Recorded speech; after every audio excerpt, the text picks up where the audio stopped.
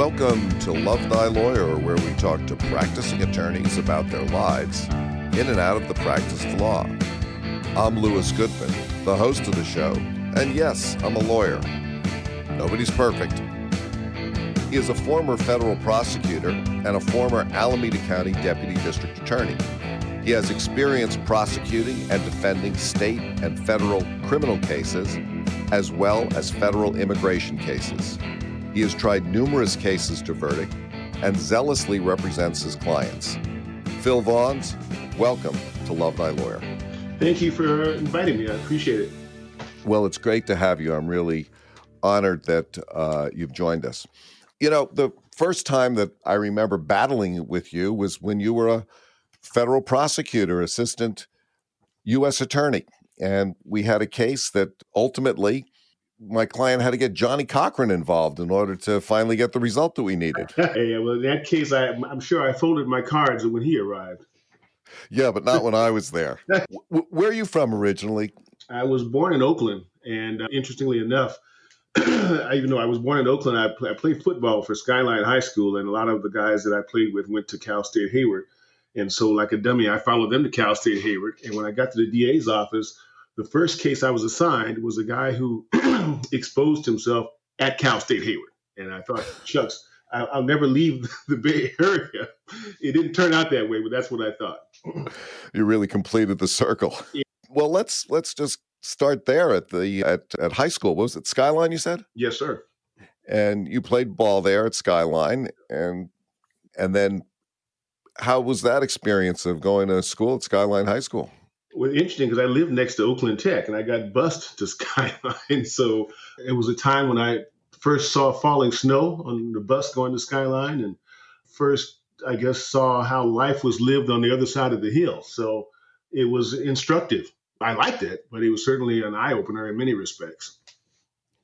That's interesting, the busing thing. Was that something that you and your parents applied for, was to be able to go to Skyline, or was that something that the district just assigned you?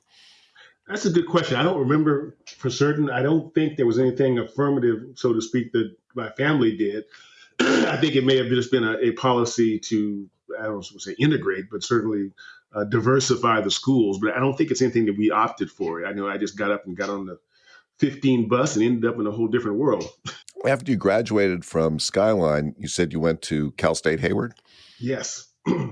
I wouldn't say it's a decision I regret, but it's certainly one that I didn't think about. I mean, I played football. They played football. They went there, and I followed them. I mean, in retrospect, I guess I should have probably thought about my long-term career goals and maybe pick someplace that might have been more appropriate, but it is what it is, and that's where I went. Your office is in Hayward now. It is, and further completing that circle you talked about. Right. Well, how did you like being in Hayward for college?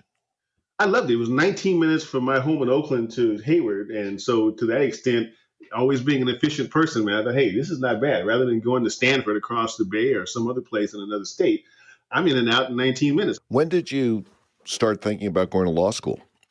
My mother threatened to kill me. She told me, look, you got to be a professional something, and it's not going to be a professional fisherman. And so I thought, oh, well, how long is med school? Law school was the shortest amount of time to get her off my back. So when was that? I was told, this is what you're going to be. You're going to be a professional something. And I chose law somewhere around then only because it was the shortest path to getting my freedom, so to speak. And that was while you were in college? Yes, certainly. Leaving high school and going to college, it was pretty much impressed upon me. If I wanted to live past 25, I needed to be a professional something. And so I would say then is when I started about being a lawyer. Started to think about it, rather. Did you go to law school right after college? Immediately. I don't think I would have been able to survive law school had I had a break from studying. And where did you go to law school? McGeorge in Sacramento, and in large part only because they had the highest bar passage rate the year I was applying. And I thought, if I'm going to do this, I want to get something out of it. And what I could think of getting was not just a degree, but a license to give my mom and my grandmother something to hang on their walls, where I then became a fisherman. How did you like being in law school? How was McGeorge? What was that experience like? It was interesting, man. I mean, I don't know how many other law students slash lawyers ever remember back when somebody says as a teacher, look to the left, look to the right. One of those folks is not going to be here by the time we're done. They told us that, and I took that as a challenge. And whereas had they not said that, I might not have graduated. I might have thought, this is just not me. I'm not being true to what I really want to do. Screw this. But once it became a challenge, it's like, oh no, it's not going to be me. It's this cat on my right, this cat on my left may be getting out of here, but I'm here for the long haul. So I'm kind of glad they said that. At the time, McGeorge was a relatively new school, so all the facilities were brand spanking new. They had a courtroom of the future. It was really inspiring to go there. It was in the middle of, or is still in the middle of Oak Park in Sacramento, where you got squirrels and homeless folks all the time, which was always entertaining to me at lunch. But it was definitely a matter of going to a school where it was like this island of technology and innovation, and across the street was a park that was, more my speed. So I fit in quite well up there. I liked being up there. I think we had great teachers, and I formed good relationships. So I enjoyed it. What was your first legal job out of school?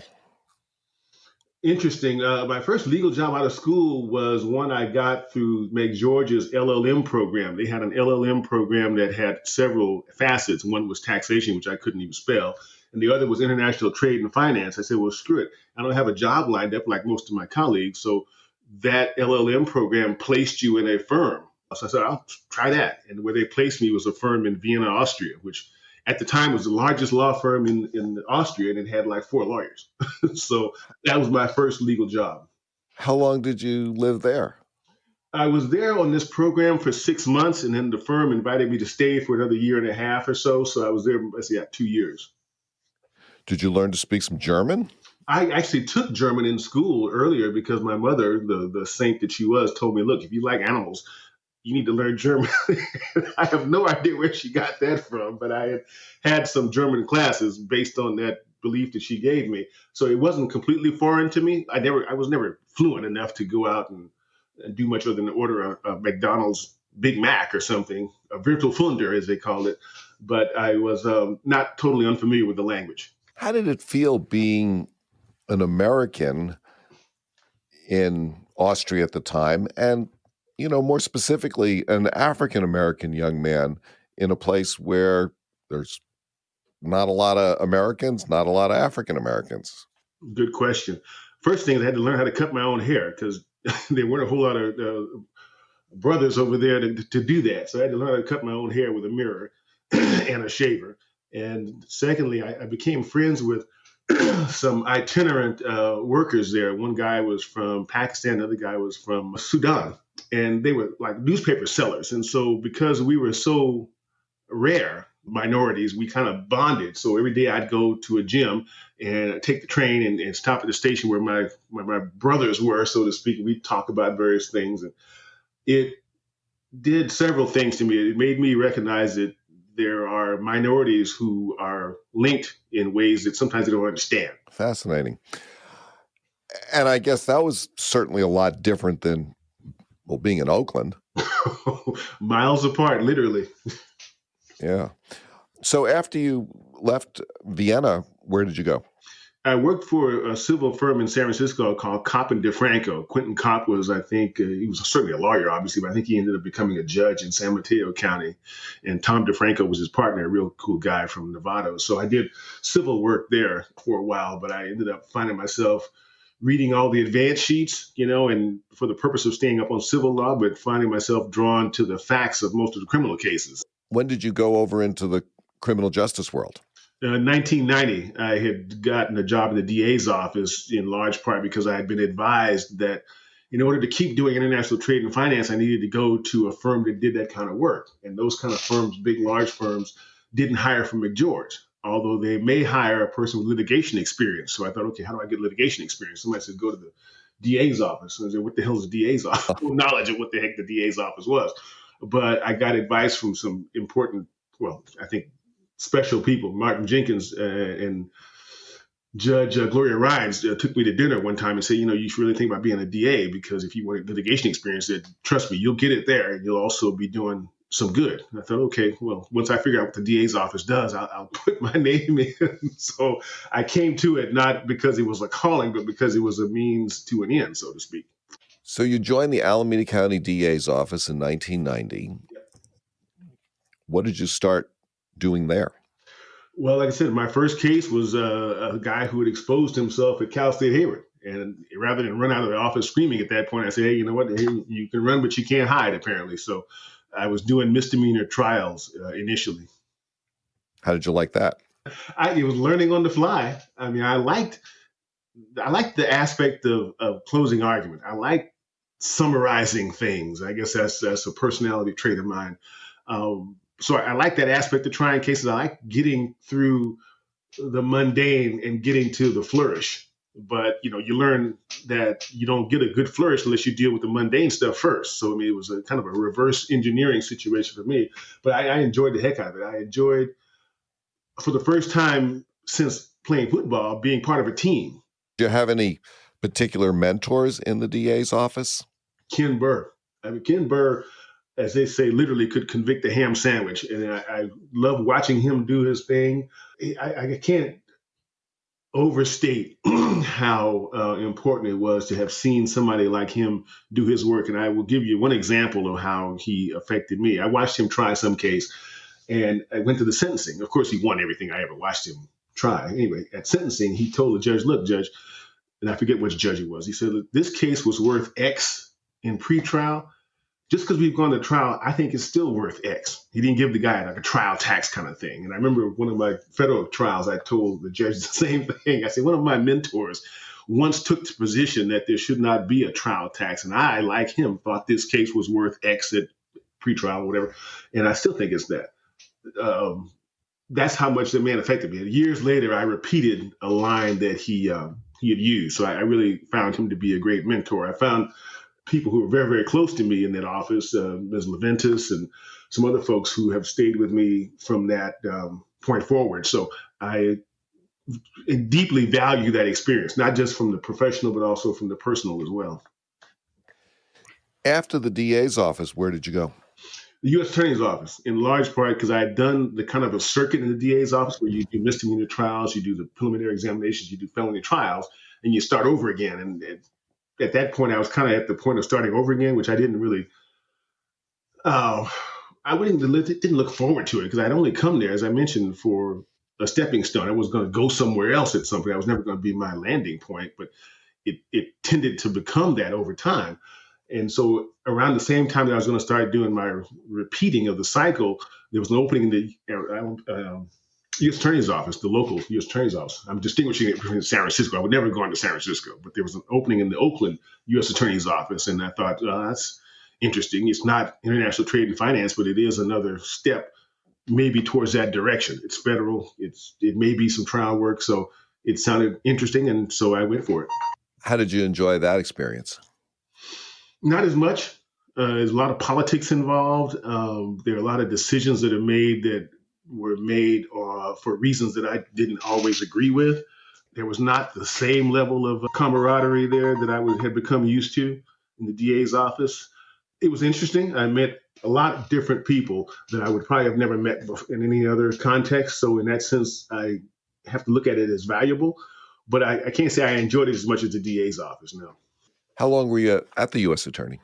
Another 5 years, so like to 2000. And then what did you do?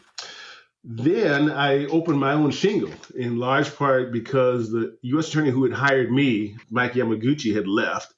And actually, Bob Mueller, the U.S. attorney at the time, and after that became FBI head, and after that became most recently a figurehead on TV with the Mueller report and all that.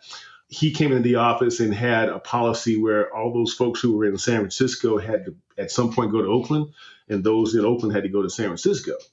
And I was not going to go to San Francisco. And not that I hate San Francisco, but I don't like San Francisco. And so I was not going to go there.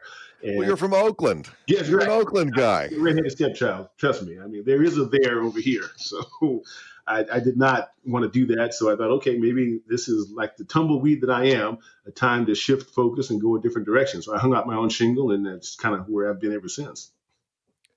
What sort of work do you primarily do now?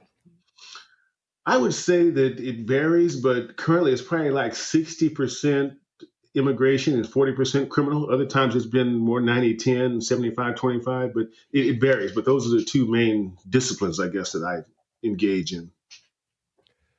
What do you like about practicing law? Because it sounds like you're someone who has had some interesting jobs and you've been practicing for quite a while on your own. So obviously there must be something you like about it. I like helping people. That sounds trite, but I like people coming back and say, hey, thanks for whatever you just did made whatever existed before better. And that's pretty much, I wouldn't say it's all the things I need. I mean, I like to get paid, of course, like everybody else, but I actually am a poor businessman and I value helping people. And I guess on some level being acknowledged for that too, as being what I like about it.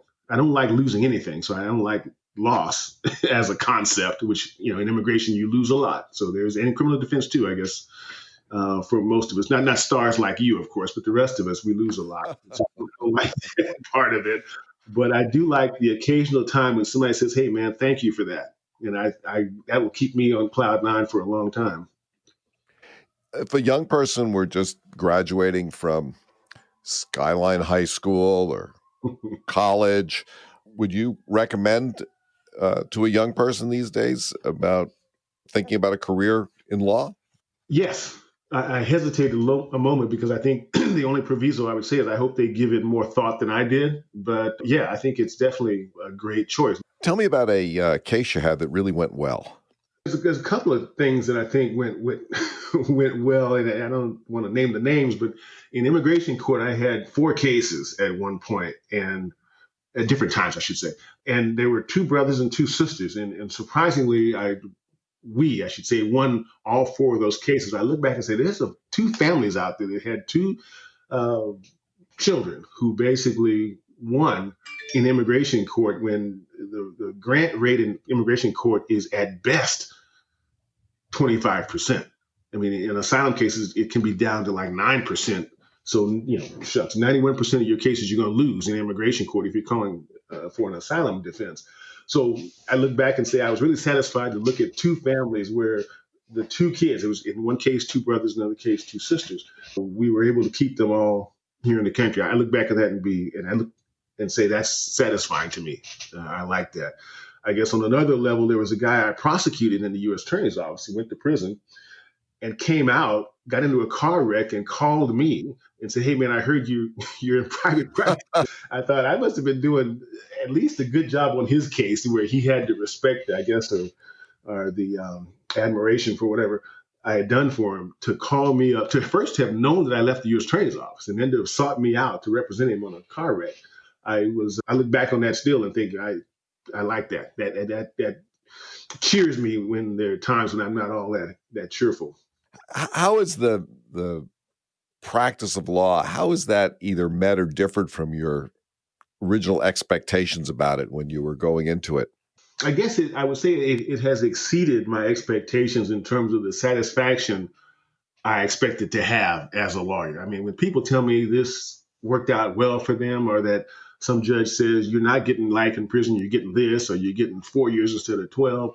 I mean, the satisfaction of being on a team of 2, me and the client, and winning something, at least from the standpoint of a lesser sentence or whatever would be a favorable outcome, the value of that I underestimated. And I certainly cherish that as part of the practice of law that exceeded my expectations. Do you think that the legal system is fair? No, I don't think it's fair. I don't think it's fair, even though I think it's the best system there can be. Human beings are not fair. I mean, that's just the nature of who we are as individuals. I remember we went to, speaking of Vienna a long time ago, the partner I worked for and I've stayed in contact, even the best of people have bad days. And so when they have a bad day, they make a bad decision, somebody suffers for that. So it's not fair, but I think it's the best there is. Let's put it that way. If you could change something about the legal system, what would you change? Put robots in charge. I don't know how you can change it. I think it's the best it can be. I mean, I have smarter folks than I have thought about that and have come to the conclusion that this is the best there is, and I'm willing to accept that. I mean, life is not fair, so the system is not fair. Outside of practicing law, I know that you have some other things that you're interested in. You've mentioned fishing several times already in this interview. Why don't you tell us a little bit about your fishing? I was taking fishing when I was probably a baby. So I've always liked to fish, and I've always liked catching a bigger fish and a bigger fish and a bigger fish and going places to catch bigger fish. And it's interesting because when I was a kid, I'd like to catch fish and put them on a string and take a picture. Look what I caught. Now it's more of a catch and release situation where I can, in my memory, look back on things and say, hey, I caught this or I caught that. I mean, especially like marlin fishing, big game fishing, bill fishing. Where have you gone to do that kind of fishing? New Zealand, Panama a lot, Mexico, Costa Rica, a lot of places. I mean, I've gone to some places where you had to take a boat, a plane, a helicopter, and a dugout canoe to get to go fishing at times. So it's definitely an obsession, but it's kind of morphed into more of a memory based as opposed to a killing fish sort of thing, which I was into when I was a kid. I hung a lot of fish up, but as you get older and maybe more regretful, you focus on the memories. When you fight a fish, and I don't like fighting fish from a chair. That's just like it's just not sporting to me. When you can fight a 400 or 500 pound marlin standing up on stand up gear and get it to the side of the boat, tag it and release it, that's satisfying. I like that aspect to say, on this day I was better. My knots were good, my line was good, my hook was good, I was good, the fish lost. But we both walk away to maybe do it up again tomorrow or the next day or whatever. That is much more satisfying to me nowadays than anything else. What venue have you gone to that you really thought was a great place to fish? Panama. I love that place. I mean, it's I wouldn't call it home because I don't live in the jungle, but I really feel at peace there. It's this place called Tropic Star Lodge in the middle of the jungle in Panama. It's right not too far from the Colombian border. And it is just an oasis to me. I mean, you go there and you feel relaxed, but you also feel as relaxed as you can as a fighter getting ready to go into a 12-round heavyweight championship fight the next day. It's like you feel comfortable. You feel ready to do battle. And it's a very interesting feeling. I just enjoy being there. I enjoy the process of getting there. It's just I wouldn't call it holy, but it's a very meaningful place to me.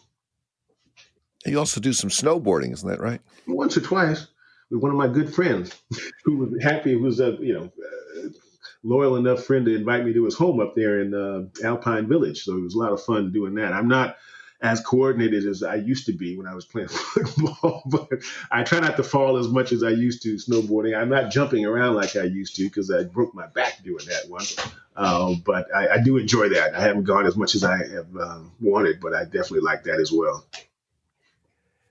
If you weren't a lawyer, is there some other job or profession that would interest you? Good question. I mean, I don't think I could make a living being a deckhand on a fishing boat, but that would be the first thing that would come to mind. It's funny you mentioned that because I signed up to be a Lawyers in the Library volunteer at the Oakland Senior Center a couple of years ago. And it was, before COVID, every Thursday, or I take it back, the second Thursday of every month. And I actually look forward to that. It's a bunch of old folks who just really want to be heard. So you sit there in your little shirt and your tie and your laptop and you listen to folks go on and on about what their lives are like and how you can help them. And normally it's a matter of me saying, here, let me look this up for you. Here's a number. Call these people. Or here's a form you should fill out. And they're so happy to have this interaction. People sign up, all the time. I get my regulars there and they just want to come in and talk about it. They phrase it in terms of a legal problem, but really I know they just want to talk. Have you ever had a near-death experience, a really dangerous thing that you've ever been close to? There's some stuff in my childhood I probably don't want to talk about, but there was a time when I was coming back from the Fairline Islands in a small boat. I had a 20-foot Grady White at one point. It was a good boat, but I had come back from fishing out there, and that time of day I was following some party boats, rather. I had a little boat. They were party boats, a commercial fishing boats, and we're all going back the same direction, of course. And at one point, they all turned left as opposed to continuing straight through the Golden Gate. And at the time, this is like in the 90s, so I was not as experienced with fishing from my own boat around here as I am now. I didn't know why they turned left. I said, well, screw it. Maybe they got a hot bite somewhere by Duxbury or somewhere up north. I'm going back to the dock. So I kept straight. And then I quickly realized why they had turned, because there's a spot called a potato patch out there where the wind and the waves and the current tend to be almost at opposite forces to one another. And Yeah, I know it. I know it. There you go. I looked around, I saw the cliffs right there by Point Bonita and thought, you know what? I'm never going to be on dry land again. I'm gonna be swamped out here because I can't keep up with the waves. You got to speed up to catch the front of one wave and then slow down to get from being pitched over on the backside of the same wave. And I realized I was not going to be able to keep up with that. I mean, I was doing okay at one point, but it was a constant throttling up, throttling back, turning to face this way, turning to face that way. But I kept thinking, you know what? One time I'm going to miscalculate and I'm going to go down inside of land and I'll never see those cliffs again. I consider that a near-death experience. I'm talking to you now. It didn't kill me, obviously, but I felt that my time was up. And I thought, you know what? If I got to go, this is the way to go. I'm out on the water doing what I like to do. I'm alone, so nobody's going with me. And if I got to go, hey, it's been How did you get out of it? Good question. I don't know whether I just kept up with the waves until I got closer into the shore where it got a little bit less turbulent. But I was continually thinking the next wave is going to take me. Okay, I got past that one, but the next one's going to get me. Okay, then the next one's going to get me. I just kept taking the waves one-on-one, believing that I was at one point going to miscalculate. I didn't. I don't know who was looking over me that day, but I made it. What keeps you up at night? Missing deadlines, which I don't, but I am in constant fear that I do. The times I wake up 3 o'clock and think, oh no, it's next week. Oh, it's next month. I mean, especially in immigration court where you've got such far out deadlines. I mean, like you have cases that were set today. Your next date is 2025. Wow. And you've got call-up dates where before that 2025 hearing, you have to file certain documents in advance of the hearing, which itself is going to be 3 years away. And so you got to really be a good scheduler, so to speak. And I'm not a bad scheduler, but I know that I know I'm human. And so there are times when I think, oh, shucks, what about so-and-so? Oh, no, relax, go back to sleep. That's next year. It's not like criminal where you can, even without writing things down, you can know when things are apt to be due or when you're due to be in court because they're not that far out. But in immigration court, there's so many years that can pass between your having said X and Y and Z in court day one and your next day being years out in the future with intervening deadlines. It's kind of easy to put them on your back burner because they're so far out. But every now and then you realize, well, that back burner is kind of closer than I thought now because a year has passed and I got 2 more years, but I should start doing work on it. So what keeps me up at night is the possibility of missing immigration court deadlines. Haven't yet, but I've been close. What if you came into some real money, a couple of $1 billion, $3-4 billion fell into your lap somehow? What, if anything, would you change in your life? I'd probably spend all my time doing what I do at the Oakland Senior Center, just talking to the old timers every other Thursday, rather. I would probably do something like that and just not have to work, but do something in the line of work that I could do with more freedom. Like sometimes I have to cancel my Thursdays whenever they start up again. I'll have to say, well, I got court on Thursday. I can't do it. Well, let's put it on Friday. I can say, oh, no problem. Whenever you have enough people, sign them up. I'll come in and sit there and talk. If I didn't have to work, I would probably do that. And with the rest of the money I would have after not having to pay, after having paid bills and everything else, I'd probably try to do something for some charitable organization. That is to say, not just give them money, but to say, what do you need? You need a building? I'll buy you a building. Rather than trust that the money you give to a charitable organization is going to actually be spent doing something concrete as opposed to things that are not often seen. I'd rather see what I'm going to be donating to. So if you need a football field, let's build it. If you need this, let's build it. If you need water in Africa, and I'm going to build a pipeline. I would like to do something concrete. Not to put my name on it like some people, but just to say, hey, this is something that money that fell into my lap has transformed itself into something concrete. Money's transitory, it comes and goes. But if you build something, hopefully it's going to be much more stable and much more long lasting than money, which can come and go. If you had a magic wand, you could change one thing in the world, legal world or otherwise, what would that be? Well, that's a good question. It sounds trite, but I would probably say that, like Ellen DeGeneres, she said, be kind to one another. I would say that. I don't care what you believe in. You can be a Democrat, you can be a Republican, you can be whatever you want to be in your head. But if you're kind to people, I really don't care what you are or what the hell you think. Phil Vaughns, thank you so much for joining me today on Love Thy Lawyer. It's been really interesting talking to you. I've certainly found out some new things about you and am very happy to know those things. And I hope to see you soon once some of this craziness is all over. I too look forward to that, and thank you for having me. It says love your lawyer. They won't love me, but hopefully they'll love some lawyer after listening to what I had to say. That's it for today's episode of Love Thy Lawyer. Many thanks to my guests who have contributed their time and wisdom and make this show possible. Thanks as always to Joel Katz for music, Brian Matheson for technical support, and Tracy Harvey. I'm Louis Goodman.